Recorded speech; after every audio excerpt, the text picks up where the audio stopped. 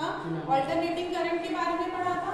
अब जब हम ऑल्टरनेटिंग करंट पढ़ेंगे तो ऑल्टरनेटिंग करंट में कुछ टर्म्स, उससे कुछ टर्म्स रिलेटेड होती है, वो भी हमें पढ़नी पड़ेगी, तो हमें समझ में आएगा कि वो जो वेवफॉर्म चलती चली जा रही है उसमें क्या क्या प्रेजेंट है। ठीक है, तो सबसे पहले मेरा है साइकिल। साइकिल, इसको चक्र भी बोलते हैं।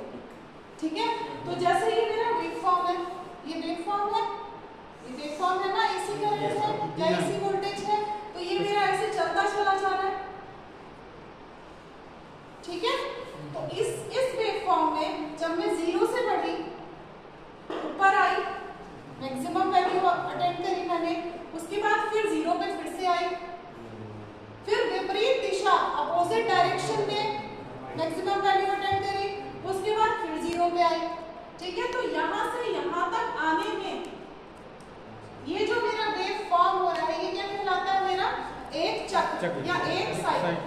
ठीक है, तो जो एसी करंट है मेरा वो साइकिल्स के फॉर्म में चलता है। ठीक है, स्टार्ट होगा, मैक्सिमम पे जाएगा, 0 पे आएगा, अपोजिट डायरेक्शन में जाएगा मैक्सिमम पे, उसके बाद फिर 0 पे आ जाएगा। ठीक है, तो इस तरह से मेरे एसी वेवफॉर्म्स चलते हैं। जहां से ये रिपीट होना स्टार्ट हो जाएगा तो ये दूसरी साइकिल आ गई। अब ये एक वेव यहाँ तक आ गई, इसके बाद जो रिपीट होना स्टार्ट होगी वो क्या आ जाएगी? मेरी तीसरी साइकिल आ जाएगी। ऐसे ही एसी में ऐसे ही साइकिल्स चलती चली जाती है, चलती चली जाती है। ठीक है, उसके बाद नेक्स्ट मेरा आता है आवर्त काल या फिर टाइम पीरियड। अब टाइम पीरियड क्या होता है? टाइम पीरियड क्या होता है? टाइम पीरियड होता है जो एक चक्र है, जो एक साइकिल है, उसको कंप्लीट करने में जितना समय लगेगा वो क्या होता है? मेरा टाइम पीरियड होता है। ठीक है, तो एक साइकिल मेरी कितनी थी? एक साइकिल मेरी यहाँ से स्टार्ट हुई और यहाँ एंड हो गई। ठीक है, तो इस साइकिल को कंप्लीट करने में जितना मेरा टाइम लगेगा वो क्या होगा बच्चों? Time period. ठीक है, नेक्स्ट आता है मेरा फ्रीक्वेंसी, आवृत्ति, है ना। फ्रीक्वेंसी क्या होती है? साइकिल चलती चली जा रही है, एक सेकंड में कितनी साइकिल्स हमारी हुई। ठीक है, मान लो हो सकता है ये साइकिल चलती चली जा रही है, मान लो यहाँ पे 1 सेकंड मेरा कंप्लीट हो गया, तो 1 सेकंड में कितना हुआ? यहाँ से यहाँ तक गया।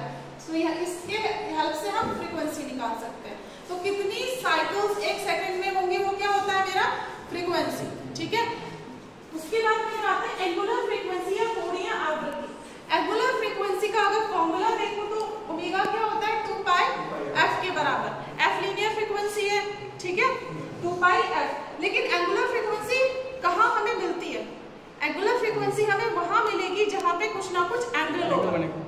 जैसे ये साइन वेव भी है, एंगल है ना, sine wave, cosine wave, angle पढ़ा है? जी मैम। साइन थीटा होता है ना, साइन फाई इससे रिप्रेजेंट होता है।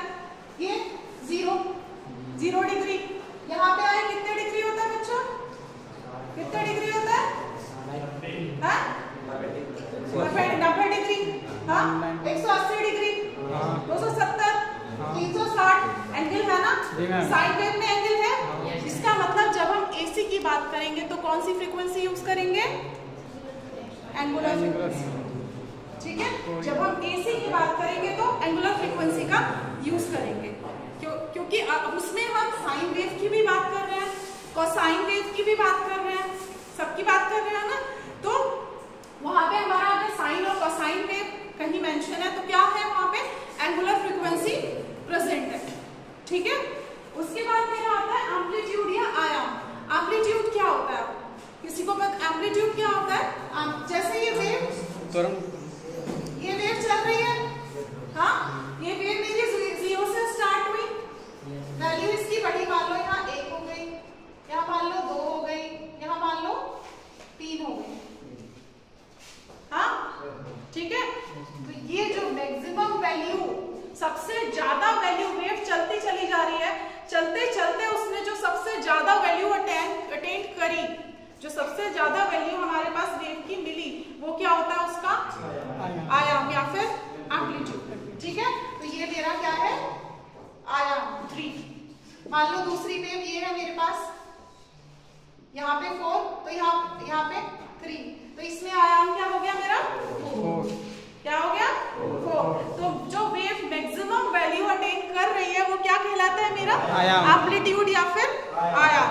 ठीक है। उसके बाद मेरा क्या होता है, तात्क्षणिक मान या इंस्टेंटेनियस वैल्यू।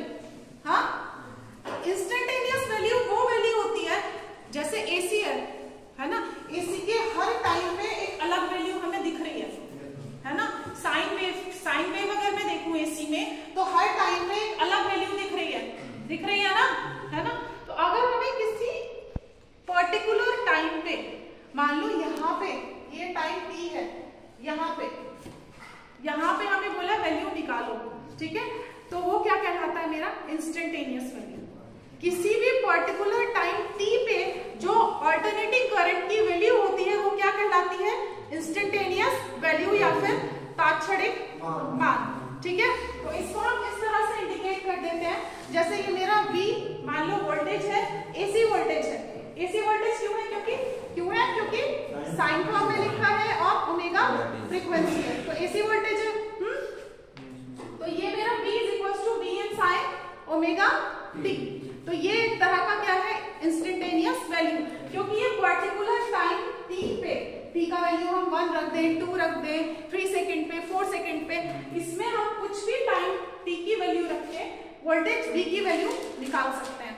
तो AC वोल्टेज की वैल्यू किसी पर्टिकुलर टाइम t पे क्या कहलाती है, इंस्टेंटेनियस वैल्यू या फिर तात्क्षणिक मान, ठीक है।